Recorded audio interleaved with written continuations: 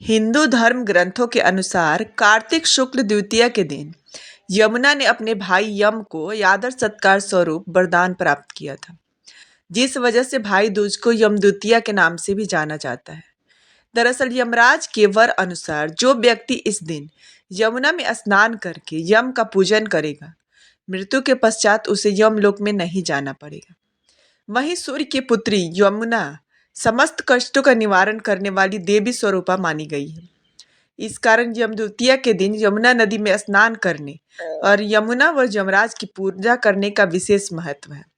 इस दिन बहन अपने भाई को तिलक कर उसकी लंबी उम्र के लिए हाथ जोड़कर यमराज से प्रार्थना भी करती है। पुराणों के अनुसार इस दिन की गई पूजा से यमराज प्रसन्न होकर मनोवांछित फल प्रदान करते हैं। तो आइए सुनते हैं भाई दूज की कथा। शास्त्रों के अनुसार भगवान सूर्य नारायण और संज्ञा की दो संतानें, एक पुत्र यमराज और दूसरी पुत्री यमुना थी। मगर एक समय ऐसा आया जब संज्ञा सूर्य का तेज सहन कर पाने में असमर्थ होने के कारण उत्तरी ध्रुव में छाया बनकर रहने लगी, जिसके कारण ताप्ती नदी और शनिदेव का जन्म हुआ। उत्तरी ध्रुव में बसने के बाद संज्ञा यानी कि छाया का यम और यमुना के साथ व्यवहार में अंतर आ गया। इससे व्यथित होकर यम ने अपनी नगरी यमपुरी बसाई। वहीं यमुना अपने भाई यम को यमपुरी में पापियों को दंड देते देखकर दुखी होती थी, इसलिए वह गोलोक में निवास करने लगी। लेकिन यम और यमुना दोनों भाई बहन में बहुत स्नेह था। इसी तरह समय व्यतीत होता रहा। फिर अचानक एक दिन यम को अपनी बहन यमुना की याद आई। यमराज अपनी बहन यमुना से बहुत प्रेम करते थे, लेकिन काम की व्यस्तता के चलते अपनी बहन से मिलने नहीं जा पाते थे।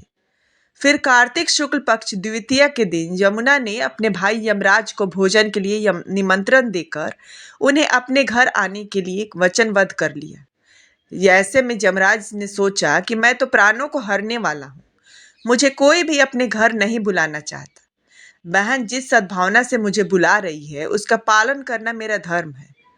बहन के घर आते समय यमराज ने नरक में निवास करने वाले जीवों को मुक्त कर दिया। यमराज को अपने घर आया देखकर यमुना की खुशी का ठिकाना नहीं रहा।